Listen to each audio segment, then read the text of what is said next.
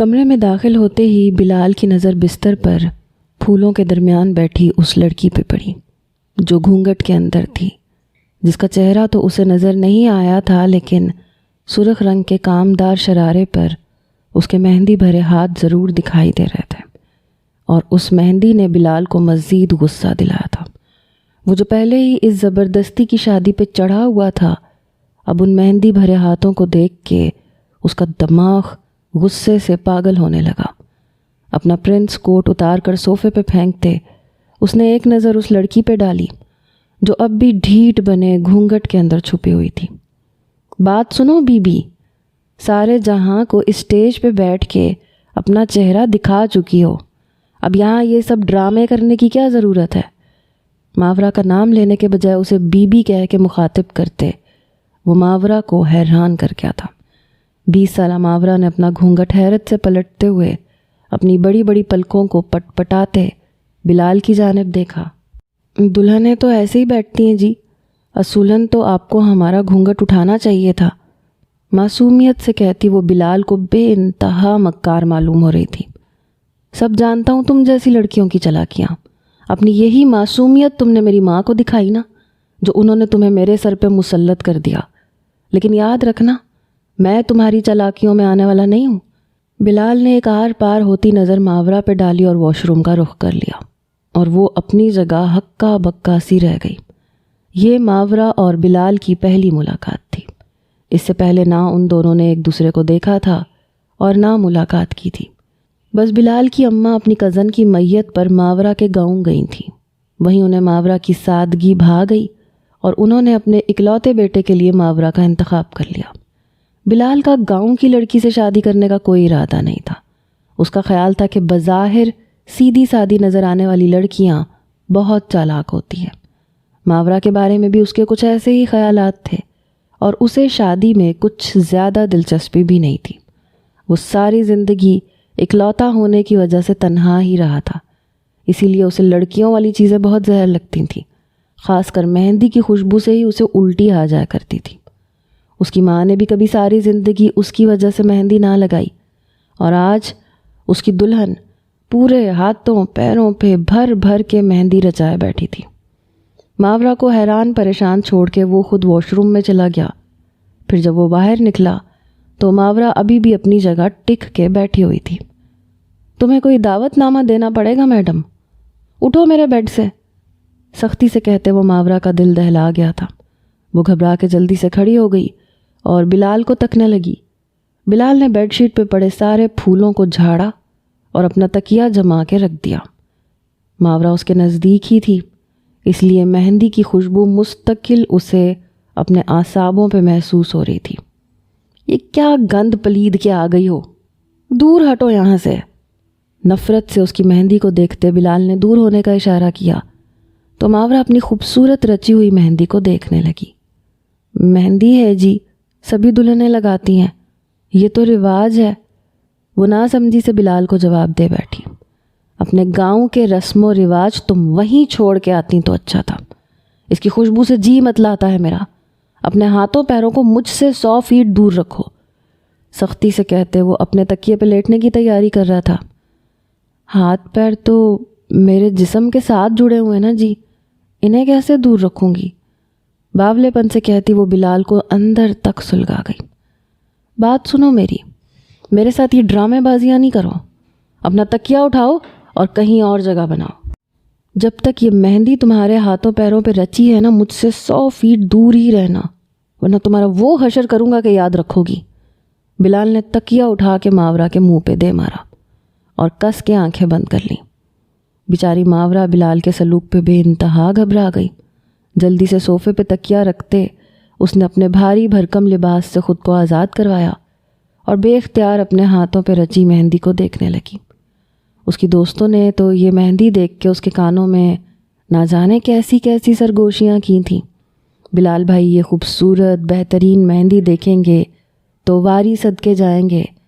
اس نے مہندی کے درمیان میں لکھا بلال کا نام دیکھا اور اپنی سہیلی کی بات یاد کرتے اداسی سے مسکرا اٹھی۔ بلال نے مہندی میں اپنا نام تلاش کرنا تو دور مہندی کا رنگ تک نہیں دیکھا تھا۔ کاش مجھے پتا ہوتا کہ آپ کو مہندی پسند نہیں ہے تو میں کبھی بھی نہ لگواتی۔ اپنے آپ میں سرگوشی کرتے ماورا نے بلال کی جانب دیکھا جو اب بھی آنکھیں بند کیے منہ پہ تکیہ رکھے لیٹا تھا۔ سادہ سا گلابی رنگ کا جوڑا پہنے وہ جیسے تیسے 2 سیٹر صوفے پہ سمانے کی کوشش کرنے لگی، لیکن اس صوفے پہ کروٹ بدلنا بھی ممکن نہیں تھا، اس لیے وہ بار بار بے چین ہو کے ہل جل کر رہی تھی، اور اس کی اسی ہل جل کی وجہ سے اس کے ہاتھوں میں موجود کانچ کی چوڑیوں کی چھن چھن کمرے میں گونجنے لگی تھی۔ بلال جو خود کو سوتا ہوا ظاہر کر چکا تھا وہ اب چوڑیوں کی چھن چھن سے بیزار ہو رہا تھا۔ جہاں اسے نیند لگنے لگتی وہیں چوڑیوں کی کھنک اس کے کانوں میں بری طرح سے چبھتی۔ کچھ دیر کی برداشت کے بعد وہ غصے سے اٹھ کے بیٹھ گیا۔ یہ کیا پہن رکھا ہے تم نے؟ حد ہوتی ہے کسی بات کی، چھن چھن سے میرا دماغ پھٹ رہا ہے، غصے میں کہتے وہ ماورا کو ہلا گیا۔ جی میں نے کیا؟ وہ بیچاری سمجھ ہی نہیں سکی کہ اس کی نازک سی چوڑیاں بھی بلال کو ناگوار گزر رہی تھیں۔ یہ چوڑیاں کس خوشی میں پہن رکھی ہیں آدھی رات کو؟ اتار کے پھینکو انہیں۔ بلال کا اشارہ چوڑیوں کی طرف دیکھ کے ماورا کی آنکھیں پوری طرح پھیل گئیں۔ جی چوڑیاں؟ یہ کیوں اتاروں؟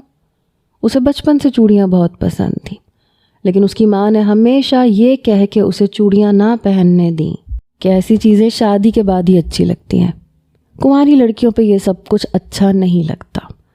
ان کے گاؤں میں کنواری لڑکیوں کو کبھی بھی بننے سنورنے کی اجازت نہیں ملی تھی، اس لیے اس نے ہمیشہ سوچا تھا کہ وہ شادی کے بعد ہر وقت چوڑیاں پہن کے رکھے گی۔ گلابی رنگ کے جوڑے کے ساتھ اس نے ہم رنگ گلابی کانچ کی چوڑیاں بھر بھر کے ہاتھوں میں ڈالی تھیں۔ شادی کی پہلی رات ہی وہ اپنا یہ شوق پورا رکھنے کی خواہش کرتی تھی، اور اب بلال کی اس چیخو پکار نے اسے ہلا کے رکھ دیا تھا۔ مجھے لگتا ہے تمہیں سیدھی زبان سمجھ میں نہیں آتی، ان چوڑیوں کے شور سے مجھے نیند نہیں آ رہی ہے۔ تم کسی شادی میں نہیں جا رہی ہو جو ہاتھ بھر بھر کے چوڑیاں پہن رکھی ہیں۔ جو بلال کے منہ میں آیا اس نے کہہ دیا، لیکن سامنے بھی ماورا تھی جسے خاموش رہنا آتا ہی نہیں تھا۔ شادی میں نہیں جا رہی ہوں جی، میری اپنی شادی ہوئی ہے آج۔ اماں ہمیشہ سے کہتی رہیں کہ شادی کے بعد چوڑیاں پہننا، کنواری لڑکیوں کو یہ سب چیزیں نہیں کرنی چاہیے۔ اب شادی ہو گئی تو آپ کو پرابلم ہے۔ مجھے بہت پسند ہے کانچ کی چوڑیاں، آنکھوں میں آنسو لیے معصومیت سے کہتی وہ بلال کو مزید تیش دلانے لگی۔ اچھا تو آج شادی ہوئی ہے تمہاری؟ طنزیہ انداز میں پوچھتے بلال نے گھور کے اسے دیکھا۔ وہ ایک دم شرمندہ سی ہوئی، جیسے شادی سے پہلے اپنی ماں کی بات سن لی تھی نا، اب میری بھی سن لو۔ مجھے ہرگز بھی یہ چوڑیاں پسند نہیں ہیں۔ بہتر ہوگا کہ اپنی ساری چوڑیاں اتار کے ایک طرف رکھ دو، اور اس مہندی کو بھی جیسے تیسے کر کے اپنے ہاتھوں سے صاف کرو، اس کی خوشبو میرا دماغ خراب کر رہی ہے۔ سختی سے کہتے وہ دوبارہ سونے کے لیے لیٹ چکا تھا۔ ماورا نے تھوڑی تھوڑی کر کے ان کانچ کی چوڑیوں کو اپنے ہاتھوں سے اتارا اور سائڈ ٹیبل پہ بکھیر دی، ساتھ ہی اس کا دل بھی ٹوٹ کے بکھر گیا۔ بھلا چند چوڑیوں سے کیا تکلیف تھی ایک لمبے چوڑے مرد کو؟ یہ بات سمجھنے سے وہ پوری طرح قاصر تھے۔ صوفے پہ لیٹتے وہ اپنی مہندی بھرے ہاتھوں کو دیکھنے لگی۔ شوہر نے اس کے چہرے کو غور سے دیکھا تھا، نہ اس کی خوبصورتی کی تعریف کی تھی، نہ شادی کی رات کا کوئی تحفہ دیا تھا، بلکہ سیدھے سیدھے اس کے ارمانوں کا خون کر دیا تھا۔ اس نے گاؤں کی سادہ سی زندگی دیکھی تھی، شادی کے نام پہ بہت سے خواب سجائے تھے، کیونکہ گاؤں کی لڑکیاں اپنی ساری خواہشیں اور حسرتیں شادی کے بعد ہی پوری کرتی تھیں۔ اسے لگا تھا کہ اس کی زندگی میں بھی شادی کے بعد خوشیوں کے رنگ بھر جائیں گے، لیکن ہرگز بھی یہ علم نہیں تھا کہ بلال اس شادی سے خوش نہیں ہوگا۔ گاؤں میں تو سب لڑکیاں اس کی قسمت پہ رشک کر رہی تھیں کہ وہ شادی ہو کے بہت بڑے شہر جا رہی ہے، ایک گھبرو جوان کے ساتھ اس کی شادی ہوئی ہے، لیکن اب اسے لگ رہا تھا کہ یہ شہر اسے گاؤں جیسا سکون نہیں دے سکے گا۔ اپنے خوابوں کو تکیے کے نیچے دفن کرتی وہ کچھ ہی دیر بعد نیند کی آغوش میں چلی گئی۔ گاؤں سے شہر تک کا سفر 3 گھنٹے کا تھا، اور اس لمبے اور طویل سفر کے بعد وہ ویسے ہی تھکن سے چور تھی۔ بلال بھی تھکا ہوا تھا، اس لیے تھوڑی ہی دیر میں وہ بھی سو چکا تھا، لیکن پھر آدھی رات کو ایک تیز آواز سے بلال کی آنکھ کھلی، ساتھ ہی ماورا کی چیخ بھی سنائی دی۔ وہ گھبرا کے اٹھا تو صوفے سے نیچے گری ہوئی ماورا کو دیکھ کے اس نے اپنے سر پہ ہاتھ مار لیا۔ وہ بے وقوف لڑکی گہری نیند میں کروٹ لیتے صوفے سے نیچے گر پڑی تھی، اب اپنی کمر کو سہلاتی نظر آ رہی تھی۔ ہمدردی کے ناطے بلال اٹھ کے اس کے پاس پہنچ گیا۔ کیا کر رہی تھیں تم؟ زیادہ لگی ہے کیا؟ انتہائی روکھے لہجے میں پوچھتے ہوئے اس نے اس کے ہاتھ پاؤں ٹٹولے۔ کبڈی کھیل رہی تھی صوفے پہ، اسی میں گر گئی۔ وہ جو کمر پہ چوٹ لگنے سے پہلے ہی بلبلا رہی تھی، بلال کے بے تکے سے سوال پہ اس کے تن بدن میں آگ لگ گئی۔ ماورا کی حاضر جوابی پہ بلال نے گھور کے اسے دیکھا۔ بیڈ پہ سو جاؤ تم، میں صوفے پہ مینیج کر لوں گا۔ اس پہ احسان کرتے ہوئے وہ کھڑا ہو گیا۔ ماورا نے اٹھنے کی کوشش کی لیکن کمر میں بہت زور کی چوٹ آئی تھی۔ وہ اپنے پورے وزن سمیت زمین پہ گری تھی، اس لیے اب تکلیف سے کھڑے ہونا مشکل تھا۔ اس کی حالت دیکھتے ہوئے سانس روک کے بلال نے اسے سہارا دیا۔ مہندی کی خوشبو اس کے دماغ پہ چڑھ رہی تھی۔ بلال کے سینے سے لگی وہ دھیرے دھیرے چلتی ہوئی بیڈ تک پہنچی۔ بلال نے اسے خود ہی سہارے سے بیڈ پہ بٹھایا اور چند قدم پیچھے ہو کے اسے دیکھنے لگا۔ بہت زیادہ درد ہو رہا ہے تو میڈیسن دوں؟ نہیں میم، ٹھیک ہوں۔ کمر پکڑے وہ بیڈ پہ لیٹ گئی۔ بلال نے ایک نظر اس پہ ڈالی اور پھر صوفے پہ لیٹ گیا۔ وہ 6 فٹ کا لمبا جوان مرد تھا، اس لیے 2 سیٹر پہ چند منٹ لیٹنا ہی محال تھا۔ پوری رات گزارنے کا سوچ کے تو اسے خود ہی خوف آ رہا تھا۔ جیسے تیسے باقی کی رات کٹ گئی۔ صبح جب بلال کی آنکھ کھلی تو پہلی نظر بیڈ پہ سوتی ہوئی ماورا پہ گئی، جو خود سے بے نیاز گہری نیند میں تھی اور ابھی بھی اس کا ایک پاؤں بستر سے نیچے لٹک رہا تھا۔ اگر وہ کروٹ لیتی تو یقیناً بیڈ سے بھی نیچے گر کے زمین پہ پڑی ہوتی۔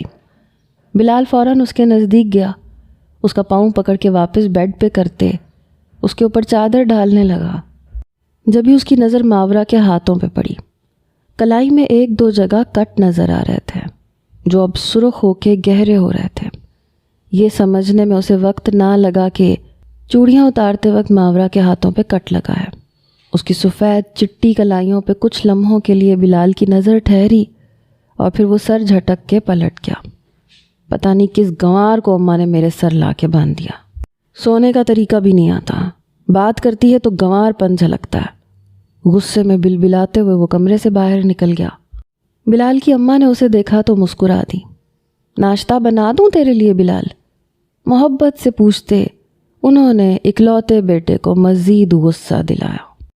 تھوڑا زہر بھی ملا دینا اماں، جو لڑکی تم اٹھا کے لائی ہو نا وہ انتہائی حد تک گنوار ہے۔ ناگواریت سے کہتے وہ چیئر پہ بیٹھ گیا۔ ایسے نہیں کہو بلال، سیدھی سادھی لڑکی ہے۔ ماں کا سایہ بچپن میں ہی سر سے اٹھ گیا تھا، باپ نے اس کو پال پوس کے بڑا کیا ہے، اب وہ تمہاری ذمہ داری ہے، اسے محبت دو، اس کا خیال رکھو، شہری طور طریقے بھی وہ سیکھ ہی جائے گی۔ بس اماں اب بند بھی کریں اپنے فلسفے، سارے جہان کی یتیم مسکین لڑکیاں آپ کو ہی ٹکراتی ہیں۔ بنا ناشتے کے گھر کے بیرونی دروازے سے وہ باہر نکل گیا۔ بلال کی ماں افسوس سے اپنے جاتے ہوئے بیٹے کو دیکھنے لگی، جسے کھرے اور کھوٹے کی پہچان نہیں تھی۔ بہو کے کمرے کا رخ کرتے انہوں نے ماورا کو آواز دی، بیٹی اٹھ جاؤ، کافی وقت ہو گیا ہے۔ ساس کی آواز پہ وہ گھبرا کے اٹھی، آنکھیں پھاڑے یہاں وہاں دیکھنے لگی۔ اسے جیسے ہی احساس ہوا کہ وہ بہت دیر سے اٹھی ہے تو آنکھوں میں آنسو آ گئے۔ معاف کر دیجیے اماں جی، مجھے وقت کا پتہ ہی نہیں چلا۔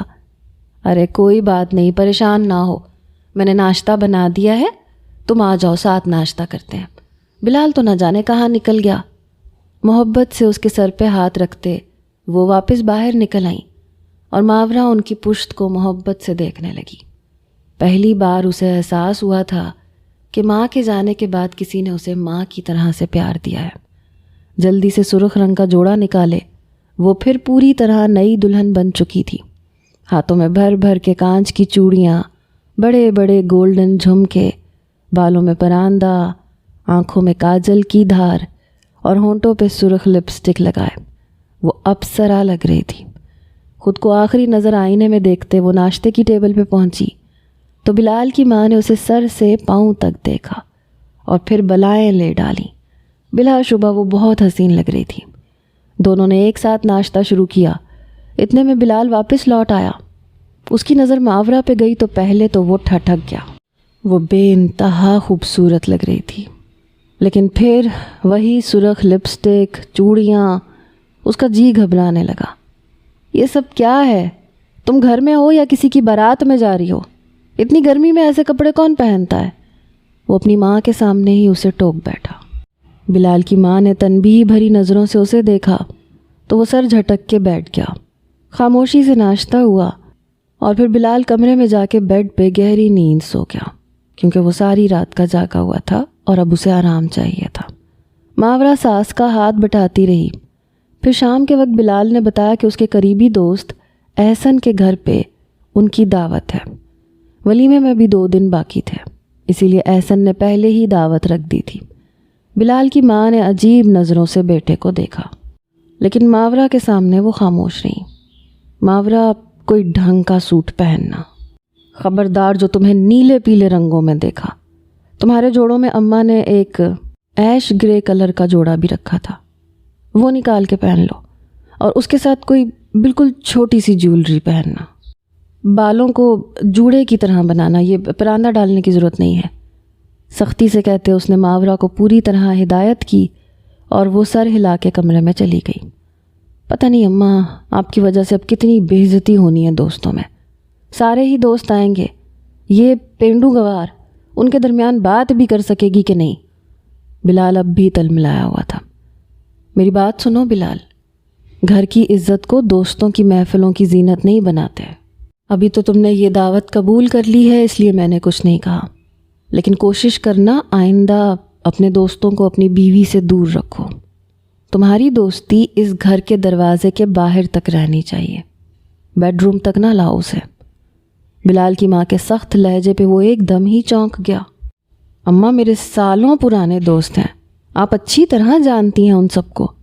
ہاں، اچھی طرح جانتی ہوں، یہ بھی پتہ ہے بہت اچھے ہیں، لیکن تمہاری بیوی جوان ہے، خوبصورت ہے، غیر مرد کی نظر اس پہ پڑے گی تو تمہارا ہی گھر خراب ہوگا، یہ بات ہمیشہ یاد رکھنا۔ بلال کی ماں نے اسے سمجھانے کی کوشش کی اور اپنے کمرے میں چلی گئی۔ لگتا اس پینڈو کے ساتھ رہ کے ایک ہی دن میں اماں کا دماغ بھی گاؤں والا ہو گیا۔ وہ جو شہری آب و ہوا میں بڑا ہوا تھا، اس کے لیے یہ کوئی بڑی بات نہیں تھی کہ وہ اپنی بیوی کو لے کے دوستوں کی محفل میں جائے، لیکن اس کی ماں کو یہ بات ناگوار گزری تھی، کیونکہ وہ دل سے ابھی بھی بالکل دیسی تھی۔ وہی گاؤں کی مٹی کی مہک ان کے اندر بسا کرتی تھی۔ اگر ان کی اپنی کوئی بیٹی ہوتی تو وہ شاید اسے گاؤں کے طرز پہ ہی پالتی۔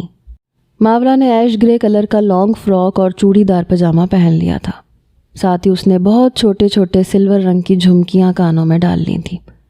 اسے اپنا آپ بہت سونا سا لگا، اس لیے اس نے پھر بھر بھر کے چوڑیاں پہنی، ساتھ ہی گہری سرخ لپسٹک لگا لی۔ بلال کمرے میں داخل ہوا تو ماورا کی لپسٹک کو دیکھتے وہ پھر غصے میں آ گیا۔ بے وقوف ہو کیا؟ منع کیا تھا نا تمہیں کہ یہ حرکتیں نہ کرو۔ آگے بڑھ کے اس نے ماورا کے بالوں کو پکڑا اور ٹیشو پیپر سے غصے میں ماورا کی لپسٹک اتنی تیزی سے صاف کی کہ اس کے ہونٹ قدرتی لال ہو گئے۔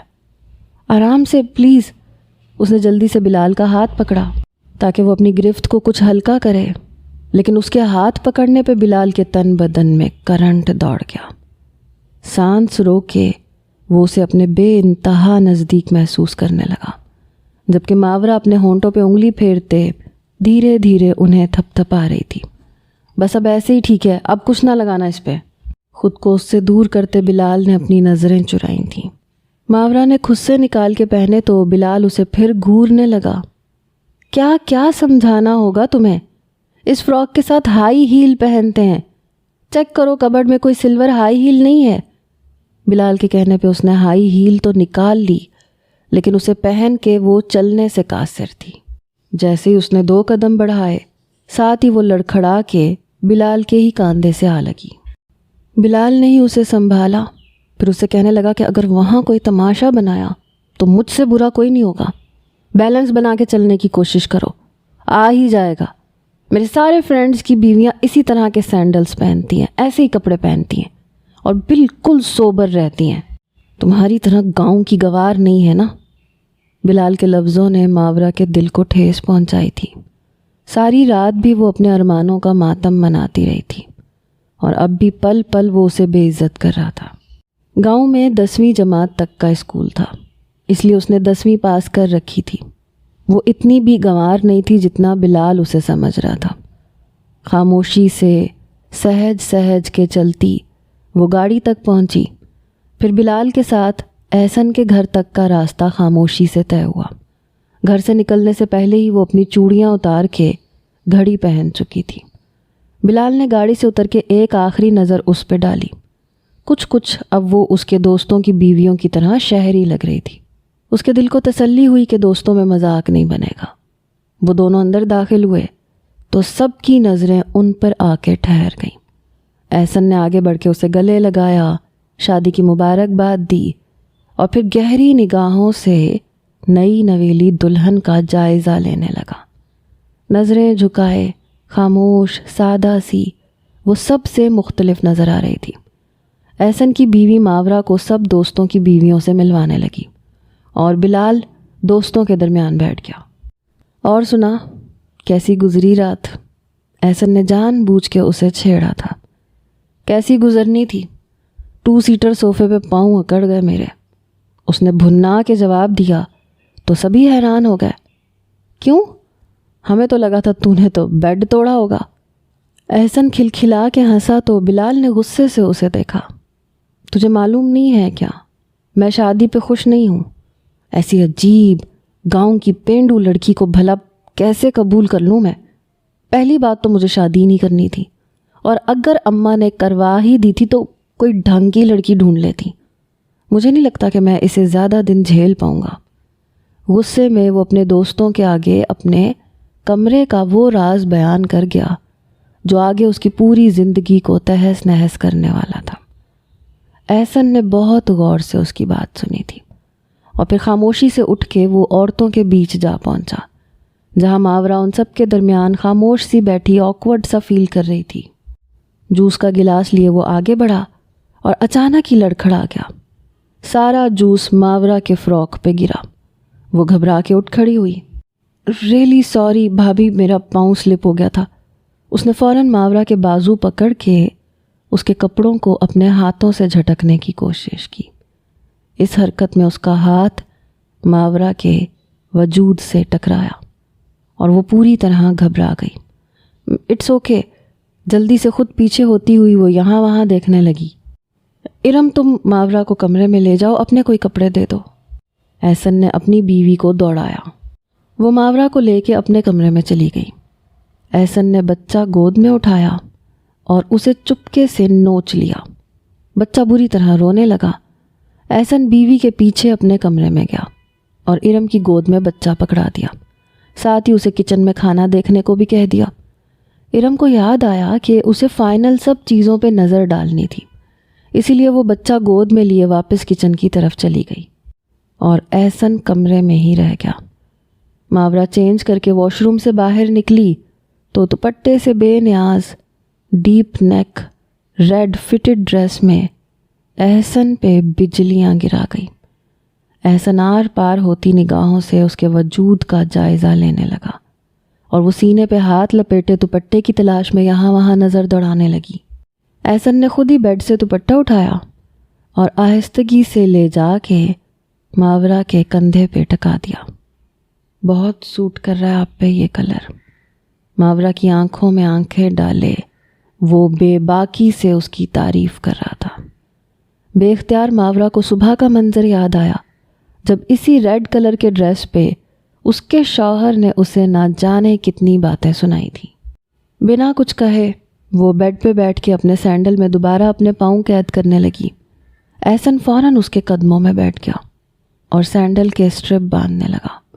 ماورا نے گھبرا کے پاؤں پیچھے کرنے چاہے، لیکن احسن نے کس کے اس کے پاؤں پکڑ لیے۔ پریشان نہ ہو، مدد کر رہا ہوں آپ کی، دوست سمجھے مجھے، محبت پاش لہجے میں کہتے وہ ماورا کو حیران کر گیا تھا۔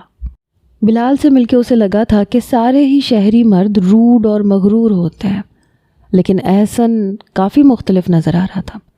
اس نے خود ماورا کے سینڈل کے اسٹیپ بند کیے، اسے اٹھنے میں مدد دی۔